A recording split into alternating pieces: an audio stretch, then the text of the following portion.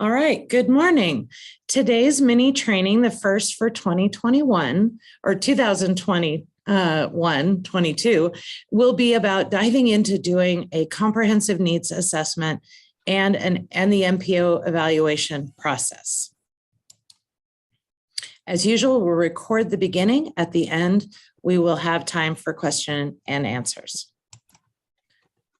So before we get going, if you wouldn't mind just taking a moment, putting this into the chat, because I love to know who's here, and I'll look at those when we're done with the recording, who you are, and your name, your district, your roles, and what made you decide to come to this training. So our session objectives for today is just to provide you with information on completing a successful comprehensive needs assessment. It is easier than it sounds.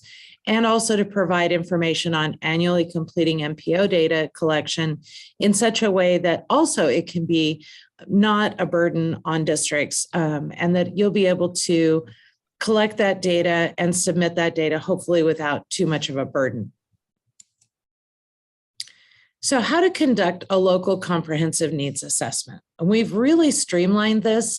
When back in the day when I was trying to figure out how to do a comprehensive needs assessment at a local level, I really had no idea. And then the toolkit was created. It was 30 some pages or more, and it was very complicated. And every time that I look at that toolkit and make some adjustments and changes, it's always with the interest of simplifying and making it more usable, more user-friendly. One of the things that I still have in mind to do is to perhaps simplify the surveys a little bit. I feel like they have a little bit of redundancy still there. So there is a legal rationale for why we have to do a comprehensive needs assessment, and you can read this at any point. It's in the law, and this is the actual reference, and it's a requirement for both local funded projects and also for state projects. So the process naturally divides into 3 meetings, which is the kind of the easiest way to do it. And I will talk a little bit about, for districts that do it more often than once every 3 years, you can really scale back the number of times you need to meet if you're doing it annually. And we do have a district or two that are doing at least some portions of the comprehensive needs assessment annually and are able to do that in a single meeting. So that's something to consider. But if you're doing one that's a 3-year and you haven't done one for a while, this work will naturally fall into 3 meetings: conducting your preliminary work with your committee, gathering, analyzing, and summarizing your data in the winter, and then getting back together with your committee, and then writing your final summary of findings and making program services decisions. And that would be the final meeting with your committee in the spring. And those decisions will inform the CFSGA decisions that you'll make for which MPOs you're working on. So here's what it might look like for fall, winter, and spring. And it just lists the different activities that the committee will be working on or that people will work on behind the scenes when the committee is not meeting. The checklist, which can be found on page 13 of the MPO or of the CNA toolkit, is an incredibly useful document. In fact, we put most of this on chart paper and used it to check off each of the things that needed to be accomplished before the end of throughout the process. We actually grouped the activities by meeting and checked them off as we completed each one on a piece of chart paper that I brought back to each meeting when I was in a district and we were doing this process. It was just very helpful because it laid it out for us so clearly. And this way you can cluster your meetings to accomplish certain tasks on the checklist. So this is the one that we just talked about. The top of the document you'll fill out with your committee members. Who will you include? There are some suggestions on that checklist for people that you may wish to include in your committee. And if you look, you'll have a chair, a parent representative, possibly more than one representative, a district representative, and maybe an MEP representative. Those are just some ideas for who you might include. Districts often include 1 or 2 parents, possibly a secondary student. the migrant family liaison, and the migrant director. So that would be, with those numbers, you would have about 5 people on your committee. The more people you have on the committee, the harder it is to plan to meet. So I would say 5 is actually a pretty good number for that committee. You're going to divide the checklist into your 3 meetings, grouping those items together. And then I would calendar those meetings on the timeline that you'll find on page 20 in the toolkit. So the first meeting that you're going to have is really one about planning the work. You're going to share the reasons for the CNA with the committee. These are in the toolkit. You'll go over the blank survey forms to make any changes. As I mentioned earlier, it does still seem to me that there is some redundancy in the way the surveys are written. These surveys have been used for a long time, and so it's probably time to give them another look. But you are absolutely welcome to make any changes that you see fit to any part of the process, but absolutely to the surveys. That's why the toolkit is on the website as a Word document, so that you can make those changes easily. Then determine who will be responsible for conducting the surveys and collecting the results, and schedule your next meeting. So the first meeting is very simple, and it's just a way of setting yourself up for success. If you're doing something annually and this becomes a process that everybody is familiar with, there really won't be a reason to have this first meeting. You can convene your committee via whatever form of communication you wish. You've already made adaptations to the surveys, and you already know who's going to be doing the different activities throughout the process. So this meeting would not be necessary for people that do it frequently. So in order to prepare for this meeting,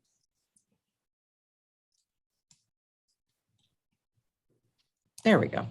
In order to prepare for the second meeting, this is where the bulk of the work comes in, and this is before your meeting begins. So usually somebody, often the liaison, is the person tasked with tabulating the surveys.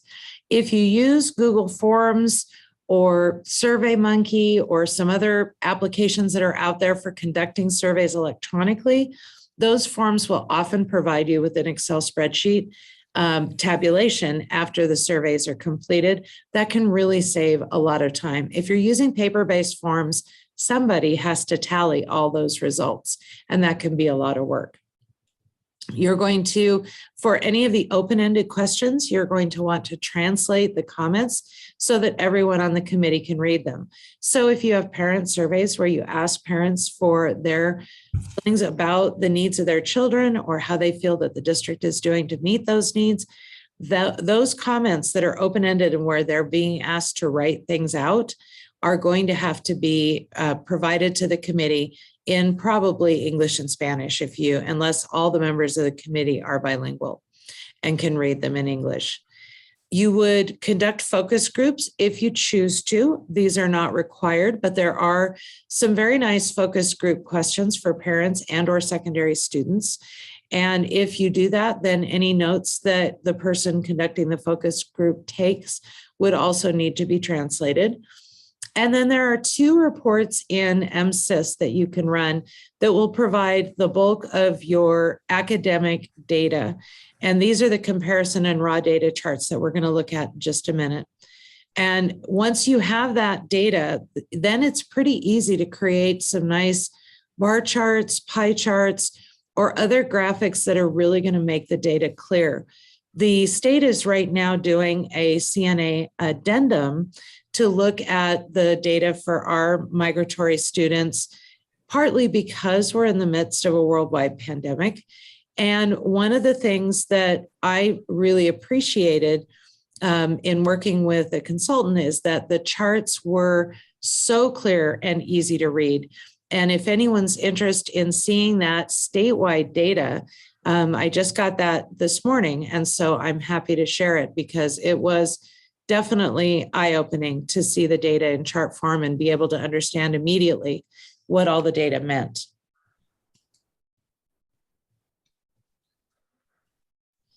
So here is the CNA raw assessment data in MSIS. This report prints out and has the most recent school year. You can choose which school year you want to look at. It does have the 2021 spring assessment data in it.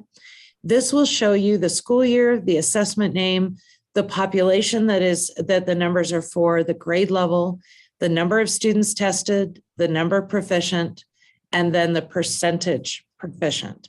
And one of the reasons why I feel that this is important is that if you only have one or two students tested, if you have two students that take a test and one of those students has a bad day, that's going to show 50% of students were proficient.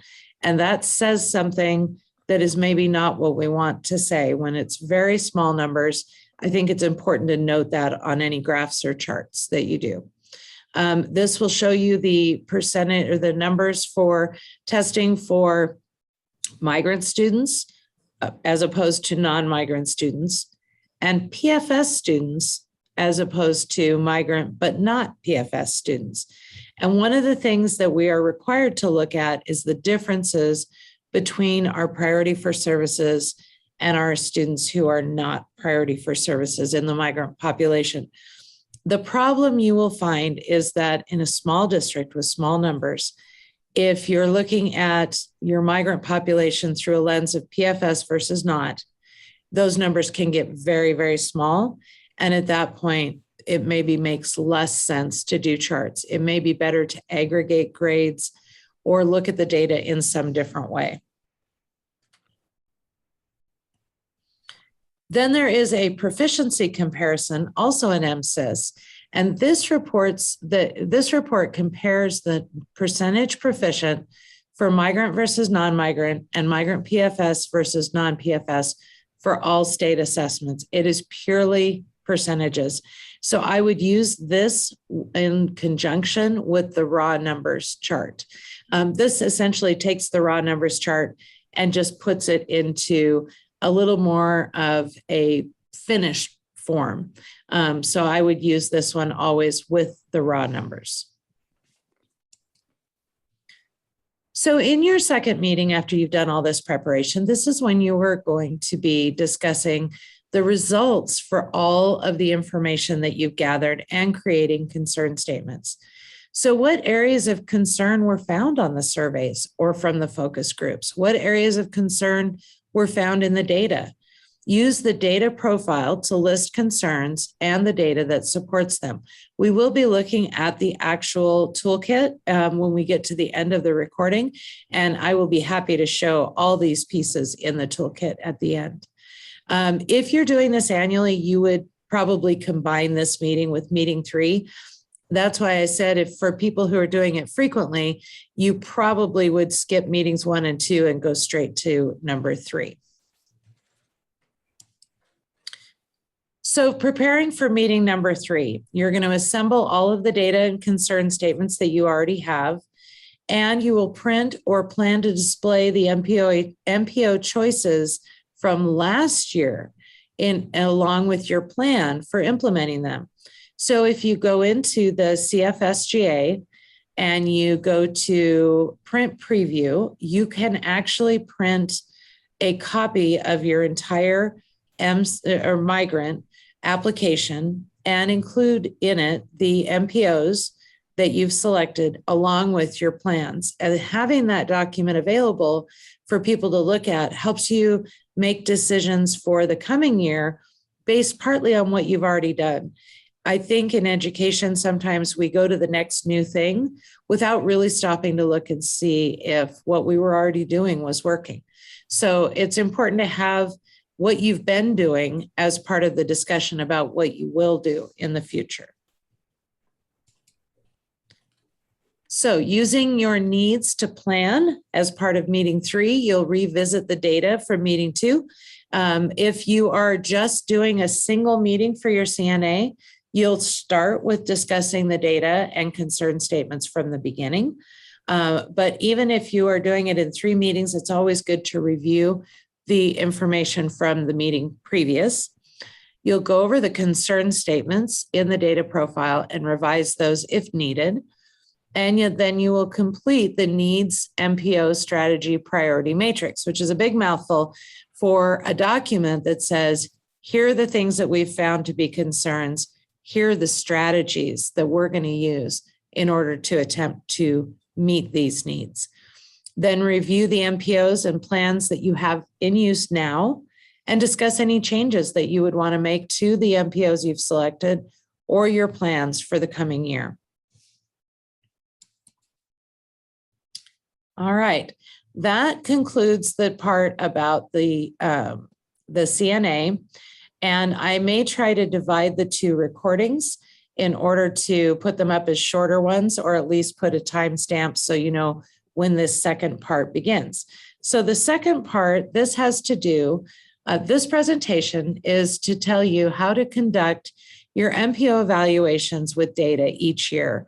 And since that is due September 15th through the 23rd, I believe next year it's the 23rd, it's how you will get that done step by step, so that when you get to the end of the year data collection, it's really easy to accomplish, or maybe it's already long since been done.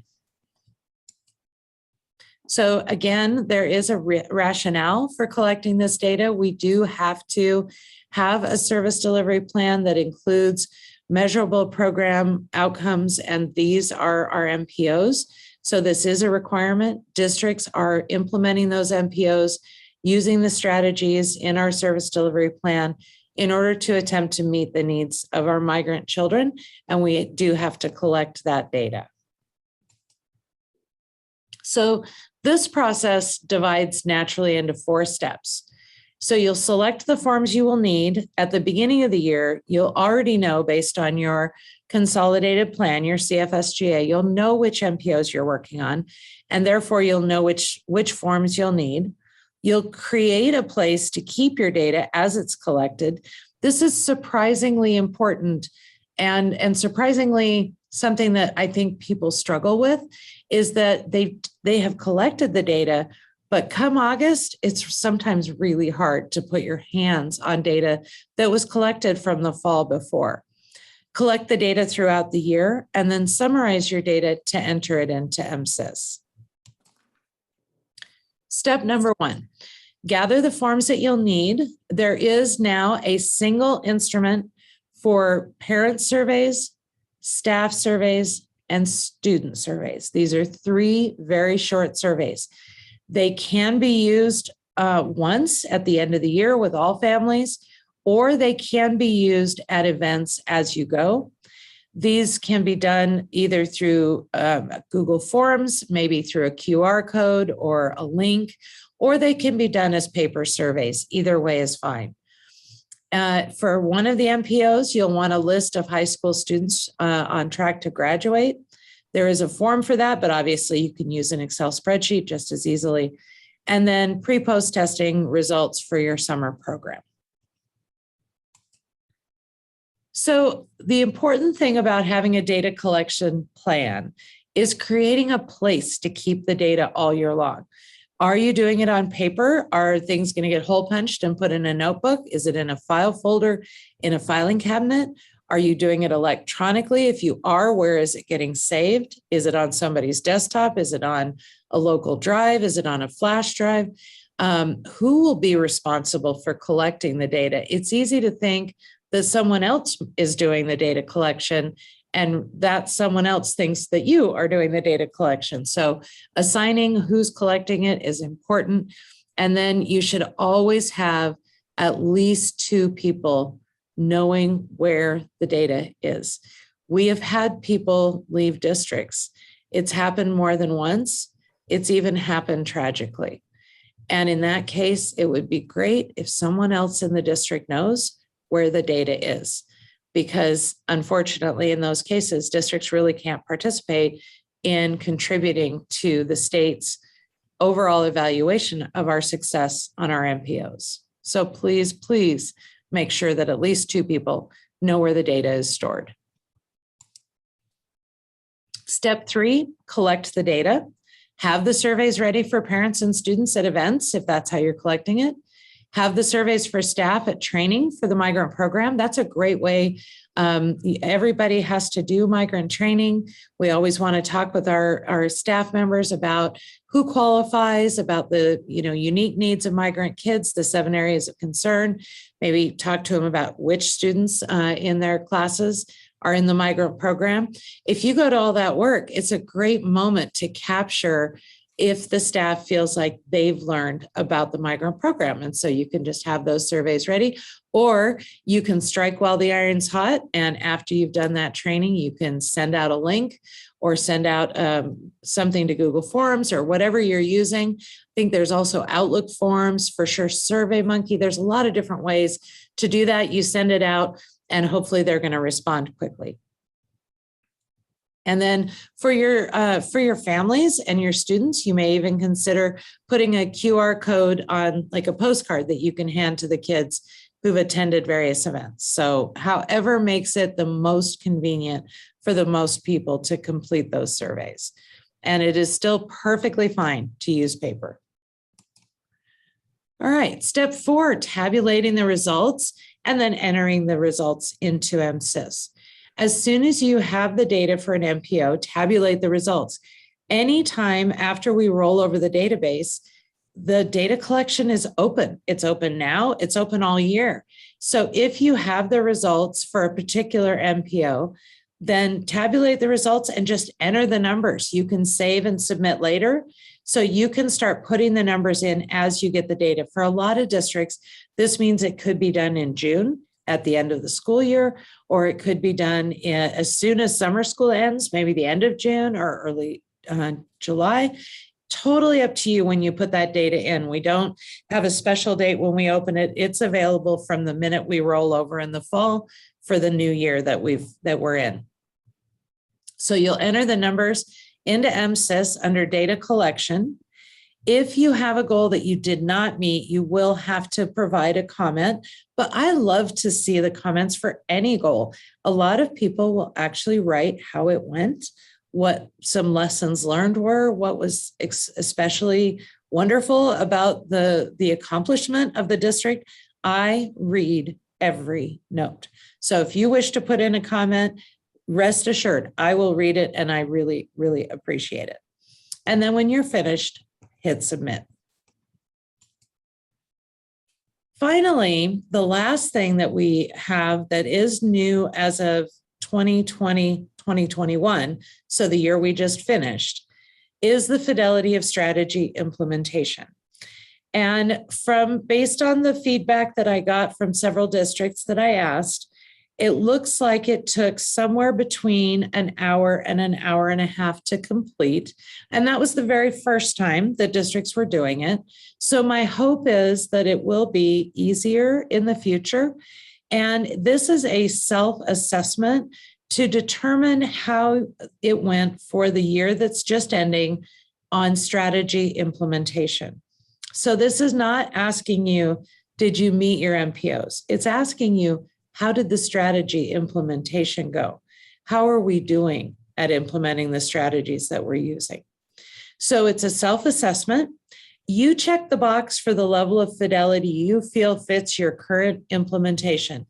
And there is no judgment. One of the things I really appreciated last year is how very honest people were. They said some things we are knocking it out of the park. We are the poster child of excellent. In other areas, the same district might say, we need to work on this one, and we see that now. And that's exactly what this document is for, is to help you both celebrate your success and think about what things you can improve for the future.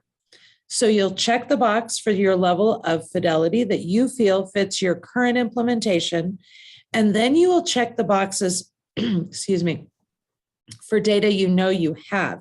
You do not need to gather or submit this data. What you're doing is running a quick reflection check. Do I have this? And there's a list of many different kinds of data. You just check those that you know you do collect. Discuss what changes you want to make for next year, and this will help you to prepare for completing the consolidated federal and state grant application, which is what CFSGA stands for. It's your consolidated plan. And so this can be part of that planning session in terms of making those choices. And obviously you can see how this fits with your comprehensive needs assessment. So we've looked at what the parents and the students and the staff have said are the needs of the kids. We've looked at the data regarding their academic success. Now we're looking at how we've been doing with implementing our strategies, and that gives us very solid ground to stand on when making decisions for the future. And this is what the Fidelity of Strategy Implementation, the FSI, what it looks like. And so it's a very simple thing. At the top, you have 5 different levels: not aware, aware, developing, succeeding, or exceeding. And then you also have the evidence that you are actually collecting. You mark those. And then any additional things that you know you collect that aren't listed, you could add those there. And then any comments or follow-up. So this, I believe, is the final. Yes, this is the end of the presentation. We will stop and the recording in just a moment, and then we will take some time to look at the tools, the toolkits that we have for both the comprehensive needs assessment and the MPO data evaluation. Those are both available on our website, and so you can download those at any time. I have them already pulled up. So we will go through those and make sure everybody understands what the documents look like and have plenty of time left for question and answer. So thank you very much for attending, and I will stop the recording now.